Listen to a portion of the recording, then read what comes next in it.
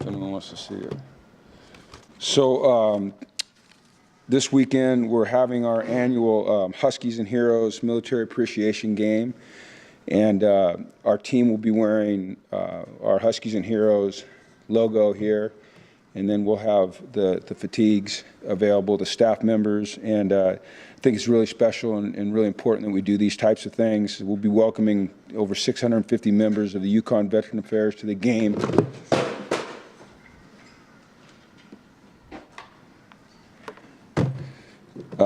We'll be having a super flag on the field for the national anthem. We're going to honor 2 hometown heroes as well as what we call America's Vet Dog. And so one of those is Joe Albanese, and he's a Yukon graduate. He's a Marine veteran, a retired Connecticut State Trooper. And Justin Tomlin, who is a 5-year Army vet who toured in Afghanistan and Iraq. He's a former EMT in Connecticut, and after he served in the military, he served in law enforcement in both Connecticut and Texas. And so we just want to, in advance, I just want to thank them for their service, obviously, and it's important that we recognize them and honor them in several different ways. We're going to have a flyover, weather permitting, and then we're going to swear in 6 military members with the National Guard after the first quarter break.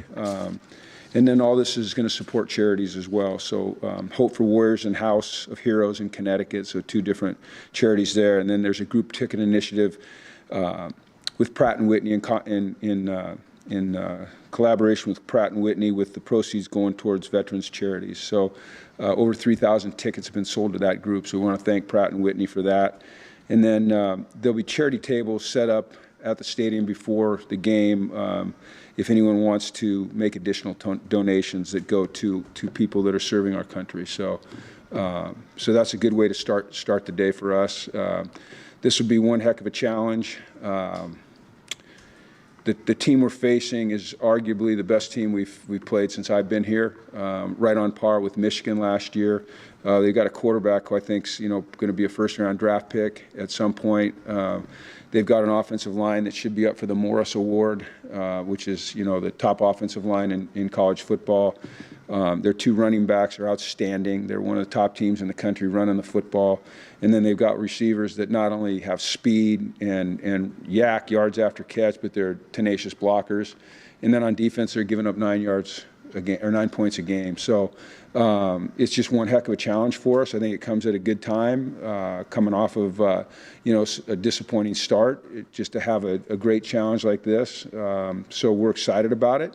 Regarding the start of the season, when you're rebuilding something that, we all know has not been great for a long time, I don't think it's ever just a straight upward trajectory. At least that's my experience in coaching, is that there's going to be you're going to make some gains, and then you're going to level off, and you might take a dip, and then you build. Ultimately, this is a results-oriented business. We're judged on wins and losses. And so by that variable, we're not doing enough. But you have to be able to look beyond the wins and losses as a coach and as a team and as a program and see if you're still making progress. And you do that by evaluating work ethic, and you do that by evaluating attitude, and you do that by evaluating commitment levels of the people in the program, not just players, but everybody else. You do that by how are they practicing? Are they continuing to study? Are they going to the class? Are they staying disciplined? Are they doing the things that ultimately lead to success? Because, the easy path leads nowhere, as we all know. And so this is a tough path, but it's also a great opportunity for us to learn. And, college college in general is about, learning and growing and facing adversity and overcoming it and handling your business. So it's been really tough. It's been really tough on the field, but, I've told you guys before, I'm a glasses half full guy, so I'm always going to try to find something positive to focus on while still not ignoring, the problems at hand. Because I might be glasses half full, but I'm so sure that a lot of people think I'm an idiot, but I don't, I try not to be an idiot. So, yeah, it's been a rough start for us, but I haven't seen any dip in the way these guys practice. Matter of fact, today in our competitive periods, I told them this, it was probably as good a period that since I've been here. And it was only 6 plays, but maybe that's an indicator. So But it's a heck of a challenge this week. I mean, this Duke team they're really, really, really special. This quarterback is, he's dynamic. He runs the ball. He's run for over 200 yards. He's got 4 touchdowns running. He's throwing completing the ball at almost 68% clip. He's got great pocket presence, great pocket awareness, mechanically sound, can make every throw, rarely gets sacked. So it's a big-time challenge for us. Coach, after the Ball State loss last year, you said you saw the reaction in the locker room, and it gave you a good feeling. Are you still seeing that same response this year? I can't say that I was before halftime of this week. And then something that was missing came back, Look, I always try to be honest with you guys. I'm not going to feed you lines and stuff, but and I talked to the team about this. I felt like we expected ourselves to be perfect, and when something didn't go right, we did that instead of continuing to fight.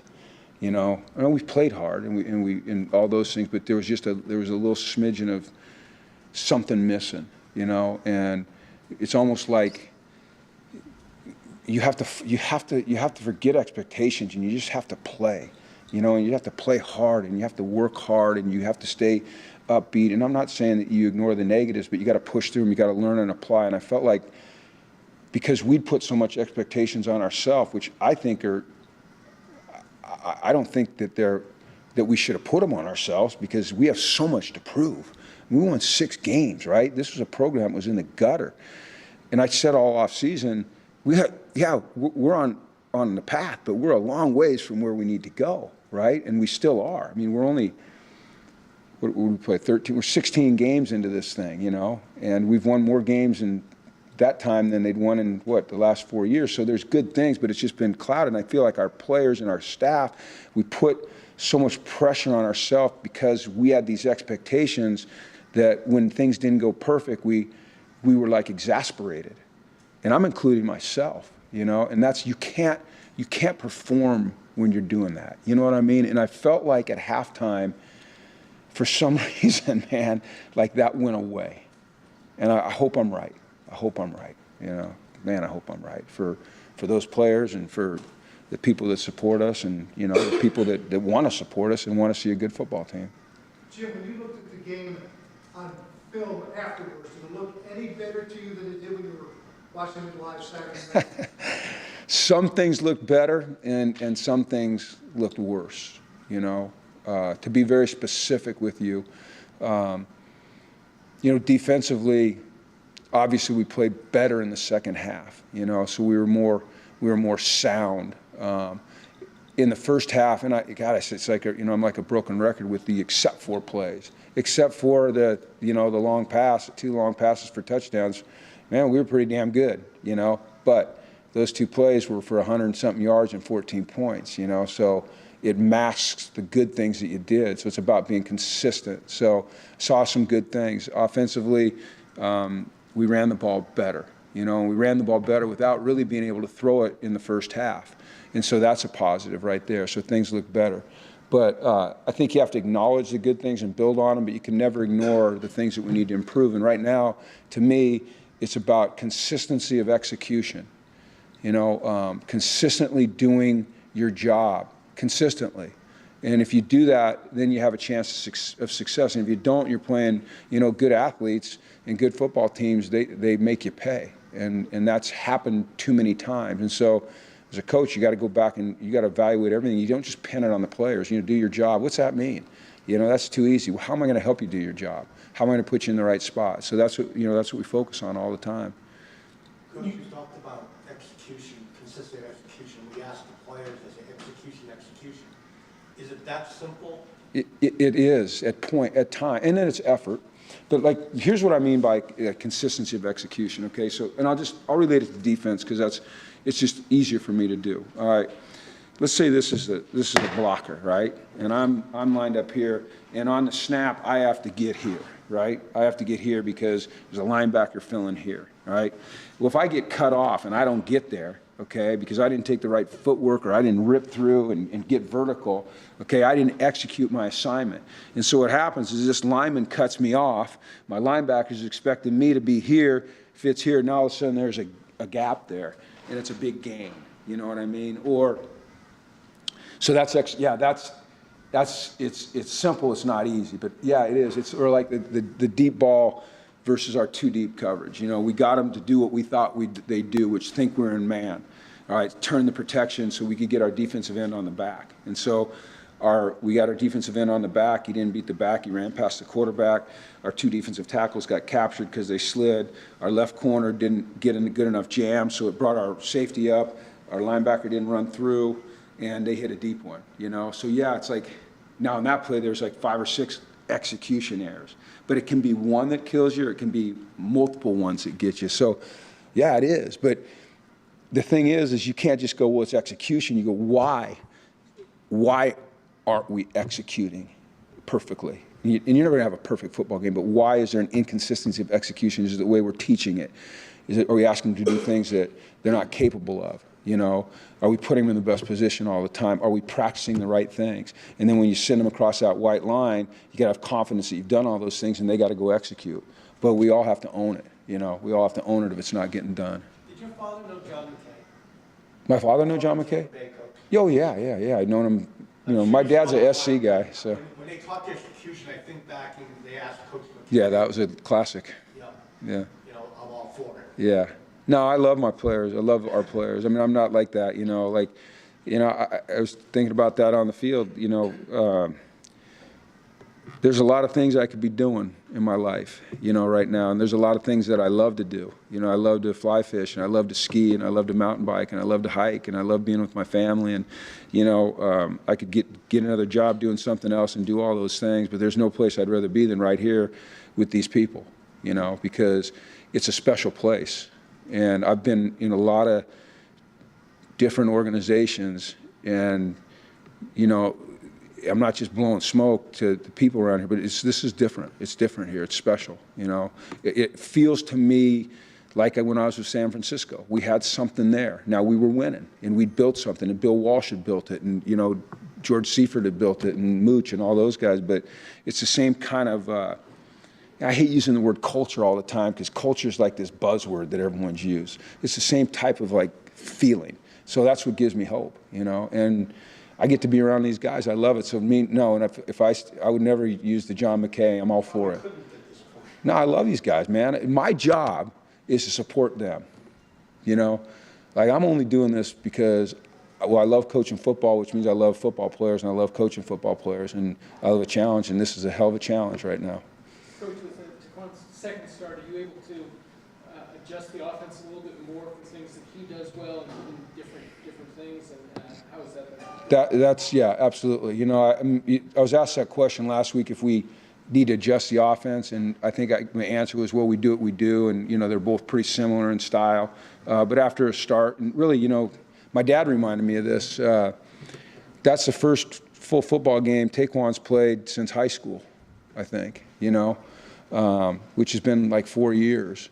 And, you know, it's different when you start a game as opposed to when you come in a game late, like the Georgia State game. You know, it's just a different vibe. We see that all the time. You see a guy come in and play really well, and then the next week when he has all the reps, you think he's going to do better, and they kind of take a step back. And so I think we just have a better feel now for what we need to do with him, you know. And we need to help him by running the football. We need to help him by making contested catches. If our receivers are having trouble getting open, then we need to get them open schematically, you know. And so just trying to learn and grow as we get to know him better will help us. And is there something you guys plan to do more with the tight ends? It doesn't seem like they've been utilized very much, and that just from somebody who's just watching. You mean in the pass game? In the pass game and across the middle when they're, you know, well, getting in the box. Justin's got the second most targets, and I think the second most catches on the team after Buckman. You know, and I mean, targets matter. No, I mean, our you know, pass concepts are developed usually to get someone open, but defenses are developed to take someone away. And in every defense, there's a strength and a weakness. And, you know, when you've got a dynamic player like Justin, and we call him like an H-back, 'cause he's not really a tight end, people focus on him. But, you know, we threw the ball to him, I think, 9 or 10 times the other day, you know. So we're still trying to get it to the guys that can make plays. And that's what you have to do, you know. That's what you have to do. And we'll keep working on it. Yeah, but I love to see the ball in his hands. You know, I'm all for getting the ball to him. I'm all for it. When you talk about a different attitude at halftime, was the team more angry than frustrated? I mean, you said you Okay, felt a little different. it's a great question because there had been a frustration. You know what I mean? Like the first 2 weeks, there'd been like a frustration, and I felt like the frustration went away. It was replaced by anger, and not like a negative anger, like an intensity. You know, like the frustration, like everything's going wrong when one thing goes wrong, was replaced by a screw it. We're back in the frickin' mud. It's time to frickin', you know, just that type of mindset. Does that make sense? You know, and I'd like to see it carry on. And this, like I said earlier, now this Duke team is they're really good, and I can't wait to see us go out and compete. You know, if we compete, you know, we'll see what happens. Have you identified anything that you want to change? Is something that you've determined is not going to work or isn't working and you want to change? Schematically? Yeah. Yeah, you know, every week you do, you know, every week. And, you know, you try to tighten some things up or expand some roles, you know, as you learn, you know, more and more about what your players can do and how to best use them. I think, you know, Dom, to answer your question with regards to what kind of connecting to what I just said about receivers, if guys are struggling to get open, finding, you know, changing some things in route structure to work to get them open. You know what I mean? If they're not beating the press outside, then, you know, getting them in a position where people can't press them by moving them or something like that. You know, defensively, you know, I tend to sometimes maybe try to be a little too creative. And I have to realize that these are college students that have class and all that, and, you know, giving them an opportunity to play fast sometimes means simplifying just a little bit, you know. And so those changes are always being made. And then every week, you know, as you go to face a new opponent, you have to make changes because they do different things that demand you do different things schematically. Talk about making progress, and obviously Duke is a very good team. You know, what does the progress look like this week against you? Competitiveness and effort, yeah, you know, and consistency of execution. Okay, like to me, playing with a noticeable passion, playing with maniacal effort, regardless of what the circumstances are. Like your effort can never be tied to your circumstance. If you tie your effort and your attitude to your circumstance, then you're destined to fail. But if your attitude and your effort are independent of the circumstances that you're in as a human being, I mean, in any profession that we're in, then you have a chance to be successful. You know, as long as you hold yourself to that high standard. So to me, that's a way to measure success. Now, everyone else is going to measure it off the scoreboard, and I ultimately am too, right? But you have to, like Dick Vermeil, I told you guys this last year. Dick Vermeil said it. He said, we have to find enough success in pursuit of it that it confirms that we're on the right path. You know what I mean? I know it could just be word garbage, but it meant something to me, knowing him as I do. You know, we have to find those victories, like you said. So that's kind of the answer. Jim, I think the opponents are different or in a different order. But last year, you were 1-4. I know. And pulled yourselves out of it and won some games that maybe didn't look like you were going to be able to win when you were 1-4. Do you have the optimism, or what gives you optimism that you can maybe do that again? Yes, I do. And what gives me the optimism is the people in the building and how important it is to them and the attitude they bring to work every day. And when I say work, I mean practice for the players, work for the coaches, the way they've stuck together, and, you know, maybe what happened at halftime a little bit in terms of just the change in the mindset. You know, you brought that up. I brought it up to the team on Sunday at our dinner. I said, you know, last year at one point we were sitting here 1-4. In the previous 3 games that we had just played, we'd given up 148 points and scored 24. And then we went 4-1 over the next 5 games, you know. And, yeah, I reminded them of that. I said, you know, we gotta be that gritty little team again. You know, we gotta be that gritty little team. We can't expect anything. We gotta fight for everything. And you know, I believe that you know, they heard me. I believe they heard me. What impresses you about Coach Elko and what the job he's done in his 2 years there at Duke? Obviously, he's got them in the top 20. Well, he's done a tremendous job, number one, of recruiting through the portal and recruiting in general. They've added some really good players. He's done a great job of shoring up their offensive line. They've got a tremendous offensive line. You know, he's a defensive guy. I think, you know, he's hired guys that are familiar with him to run his defense. And, you know, they're only giving up 9 points a game. But I think his ability to get them very competitive very quickly, you know, speaks, number one, to his ability to coach, and his ability to recruit, both in the portal and out of the portal. And the transfer portal has become so incredibly important right now, you know, and he's been able to attract some really good players there, and they're making an impact. I mean, he's a damn good coach, you know. He's got a great background. You mentioned Victor Rosa had some back spasms. The Brian Becker, can you speak to that and speak to Brian as well? Yeah. Vic in the game, it was more shoulder, which I didn't know until after the game. You know, his back was bothering him, but it was more his shoulder that was bothering him. You know, so his productivity was down a little bit because of that. We need to get more out of Jalen Mitchell. We need to get more out of Cam Edwards. You know, I told you guys during camp, I felt like Cam was one of the most improved guys on the team, and I think it's time for him to get some carries. Not having Brian certainly hurts our depth. You know, we loved having Brian here. You know, and it was really surprising to me that, you know, he decided that he was going to sit and enter the portal because we valued him. You know, this is you know, he's a little guy that, you know, has been hurt a lot, but he had value to us. So, you know, we can't worry about that. That's a decision he made. So I think, you know, getting more productivity out of Jalen, getting more productivity out of Cam, or giving Cam opportunities actually. Because I don't think we're doing the right thing long term if we continue to ask Devontae to carry the ball 19, 20 times at his size. It's just, you know, it's not gonna work. He's gonna get beat up, and that's a tough sucker, man. He's a tough dude. So we have to involve more guys. We got to force them to play, and they got to go produce. And Victor's got to get healthy, and he's got to be productive. And we saw him come on last season, and I think we'll see the same thing from him because he cares, you know. When you talk about improvement in the defense in the second half last week, what specific things were you seeing them do better? Really, honestly, two things. Execution, okay, so you can go back to my whole little thing here, and effort. And really, that was it, you know. And I don't know if you notice it, but I noticed, like, what happens after a good play. You know, are guys excited and celebrating together, or are they just walling around and going back to the line of scrimmage to get ready for the next play? And what has been happening is just kind of, well, and then what started happening is that there was some excitement after good plays, right? And some enthusiasm and energy and passion.